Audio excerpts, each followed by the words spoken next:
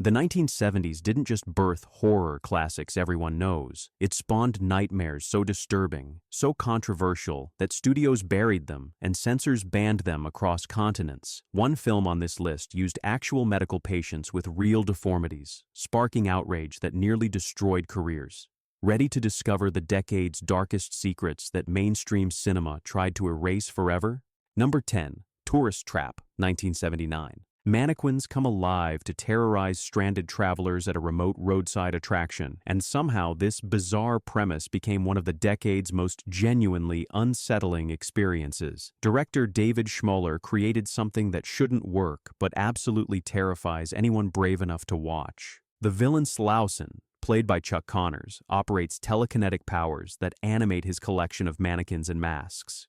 Connors delivers a performance that oscillates between folksy charm and absolute madness. His transformation from helpful stranger to deranged killer remains one of horror's most effective reveals. The mannequin effects achieve something CGI never could. These aren't smoothly animated digital creations. They're jerky, uncanny, wrong in ways that trigger primal discomfort.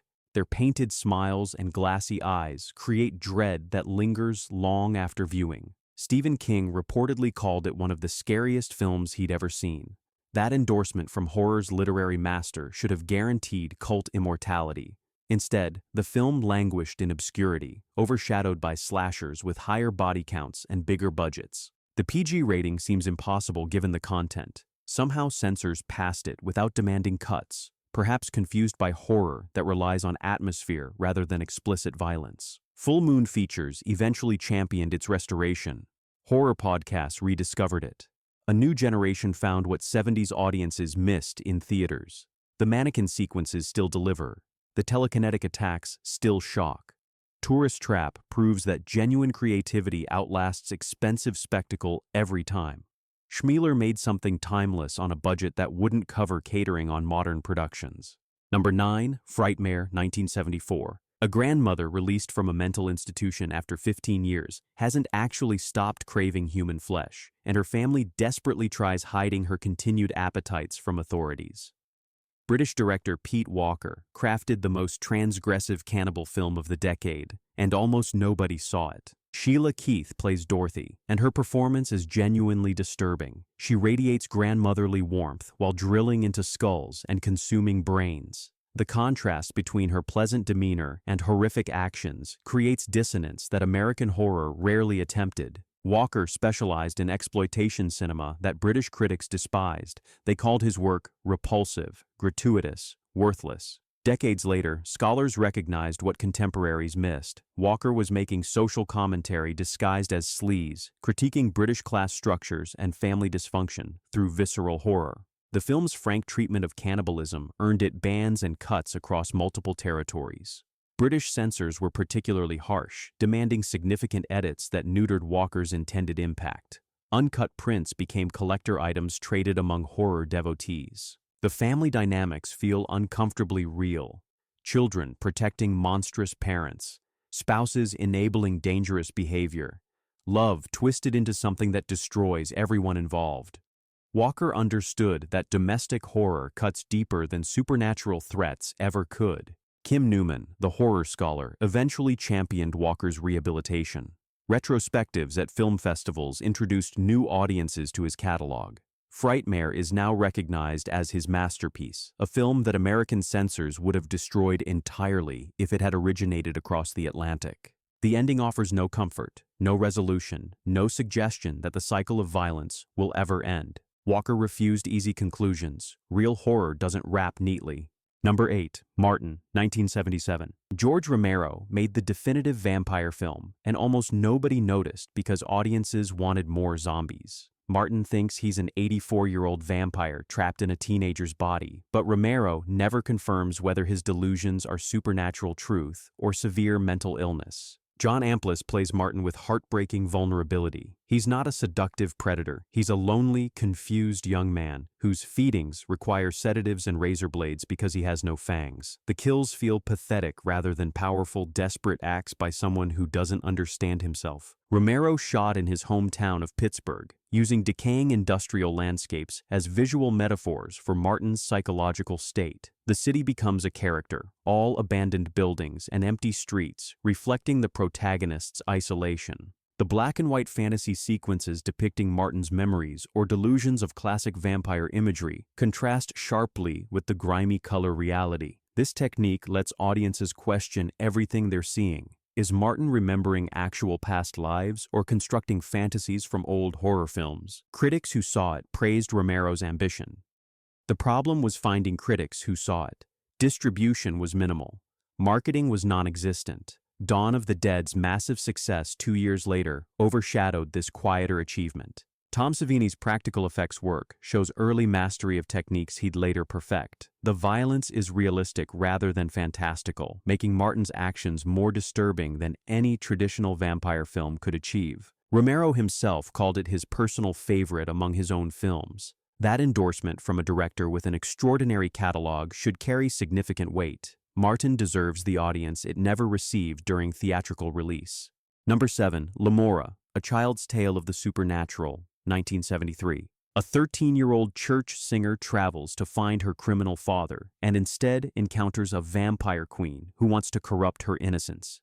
This fever dream was banned, censored, and condemned by religious groups before virtually anyone could see it. Director Richard Blackburn created imagery that feels pulled from disturbing fairy tales. The forests are expressionistic nightmares. The vampire creatures are genuinely unsettling rather than glamorous. Everything exists in a twilight zone between childhood fantasy and adult horror. Cheryl Smith plays Lila Lee with unsettling naivety that makes her corruption more disturbing. The relationship between Lila and Lemora crackles with uncomfortable subtext that censors correctly identified as transgressive. Nothing explicit occurs, but the implications haunted moral guardians. The Catholic Legion of Decency condemned it. Drive-in circuits barely touched it. The film existed primarily as rumor, a forbidden title whispered about in horror fan circles, but nearly impossible to actually view. Decades later, Synapse Films restored it from the best surviving elements. Horror scholars finally examined what all the controversy was about. They found something stranger and more artistic than exploitation typically delivered. The visual style anticipates Tim Burton's Gothic sensibilities by nearly 2 decades. The atmosphere anticipates the dark fairy tale horror that would become its own subgenre. Lemora was ahead of its time in ways that guaranteed its own commercial failure. Blackburn barely directed anything afterward. His masterpiece was buried too effectively for career momentum. One of the decade's most visually distinctive horror films became a footnote because distribution systems couldn't handle what he created. Number 6. Who Can Kill a Child, 1976. Tourists arrive at a Spanish island to discover every adult has been murdered by the children, who now hunt any remaining grown-ups with playground glee. Director Narciso Ibáñez Serrador created the most controversial Killer Kids film ever made, and it earned bans that lasted decades. The opening credits show real documentary footage of children suffering in wars and famines, establishing that adults have historically brutalized children without consequence. Serrador wasn't making simple exploitation. He was making an argument about generational violence and justified revenge. Spanish censors demanded cuts. British censors refused certification entirely. American distributors released it under multiple titles with varying levels of completeness. Finding an uncut print was nearly impossible until recent restorations. The violence involving children attacking adults and adults potentially defending themselves against children created moral dilemmas censors couldn't process. How do you rate a film where the central horror is facing this impossible choice? Louis Fiander and Prunella Ransom play the tourist couple with convincing desperation. Their mounting terror as they realize their situation has no good options drives the narrative with relentless efficiency. The children themselves are genuinely creepy, their laughter and games transformed into predatory behavior that never feels cartoonish. Serrador directed them to seem cheerful about murder, which makes everything infinitely more disturbing. Modern horror directors cite it constantly. The Village of the Damned comparisons are inevitable but insufficient. Serrador went further, asking questions that 1960s horror wouldn't dare approach. The film's reputation has grown steadily as more viewers access complete versions, validating what original audiences were denied seeing. Number 5. God Told Me to, 1976. Random New Yorkers commit mass murders while calmly explaining that God told them to do it, and the detective investigating discovers connections to his own mysterious birth. Director Larry Cohen made the strangest religious horror film of the decade, combining police procedural, science fiction, and theological nightmare. Tony LoBianco plays Detective Peter Nicholas, a devout Catholic whose faith crumbles as his investigation reveals truths that Scripture never prepared him for. LoBianco brings gravitas to increasingly insane material, grounding the supernatural elements in recognizable human confusion. The opening sniper sequence was filmed guerrilla style during an actual St. Patrick's Day parade. Cohen placed his actor on a real water tower without permits, capturing authentic crowd panic when gunshots rang out. Modern productions would never attempt something so legally dangerous. The budget was minimal. The ambition was enormous. Cohen somehow created a film addressing virgin birth, alien intervention, religious fanaticism, and personal identity crisis while maintaining genuine suspense throughout. Critics didn't know how to categorize it. Science fiction fans found it too religious. Horror fans found it too philosophical. Religious audiences found it blasphemous.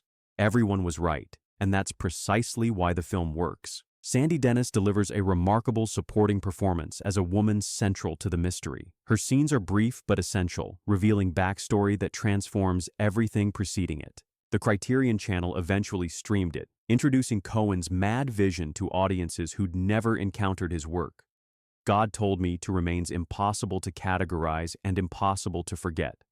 Cohen never received the respect his ambition deserved, but this film alone justifies reconsidering his entire catalog.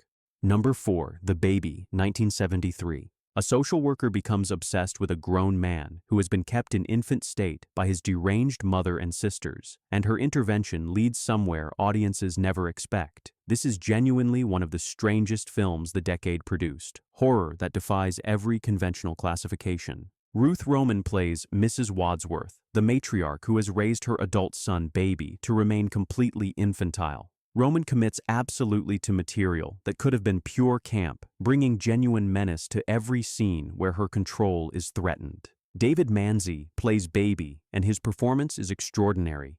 He crawls, babbles, cries, and exists entirely in infant behavior while clearly being a grown man. The uncanny valley effect is deeply uncomfortable without requiring any special effects. Director Ted Post had previously made Beneath the Planet of the Apes and would go on to direct Magnum Force.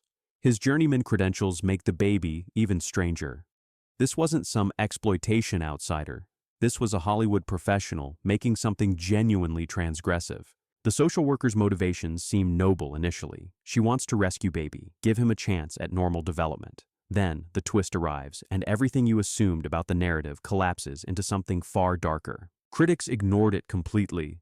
Audiences at drive-ins probably thought they'd wandered into the wrong theater.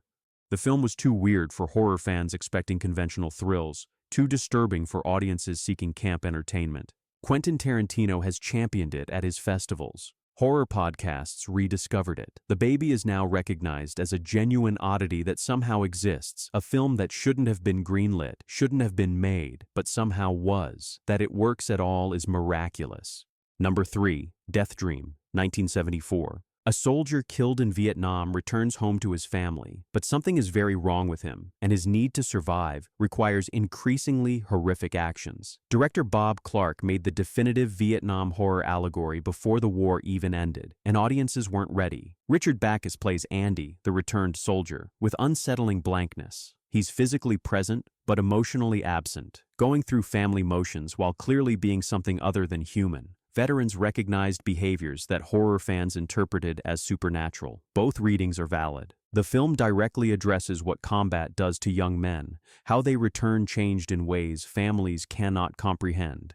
The horror isn't just supernatural, it's the recognition that the person you loved may have died overseas even if their body came back. John Marley and Lynn Carlin play the parents with devastating authenticity. Their denial about Andy's condition mirrors how American families desperately wanted their returning soldiers to be unchanged despite impossible circumstances. Tom Savini, who had served in Vietnam and photographed actual war casualties, contributed effects work that drew from genuine trauma. His personal experience informed the horror in ways no civilian could replicate. Bob Clark would later direct A Christmas Story and Black Christmas. His range was extraordinary. Deathdream demonstrates his ability to embed social commentary within genre frameworks without sacrificing either element. The film was released under multiple titles and barely distributed. Vietnam was still happening. Audiences weren't prepared for horror that implicated American military adventure. Decades later, with historical distance, critics recognized what Clark accomplished.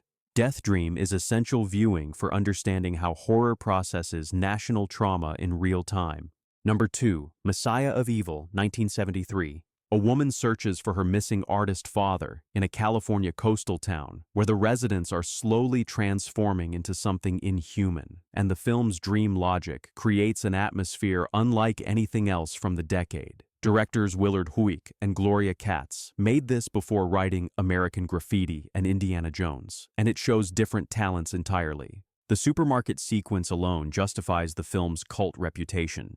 A woman notices other shoppers behaving strangely, their movements wrong, their attention focused on raw meat. The slow escalation from unease to terror is masterfully constructed, culminating in an attack that modern filmmakers still study. The art direction is extraordinary for the budget. The father's house features murals that tell their own disturbing story. The beach town locations feel authentically desolate. Every frame creates visual dread through composition rather than explicit content. The film was barely released and quickly forgotten. The directors moved to mainstream Hollywood success, never returning to horror. Their one genre contribution became a whispered legend among collectors trading bootleg copies. Code Red eventually released a restored version. Horror scholars examined what had been nearly lost. They found a genuinely original vision that anticipated the atmospheric horror revival by decades. The influence on later filmmakers is undeniable. The combination of beautiful imagery and cosmic dread anticipates directors like Ari Aster. The slow burn tension anticipates the elevated horror movement. Messiah of Evil did it first, and almost nobody knew. The ending refuses conventional resolution.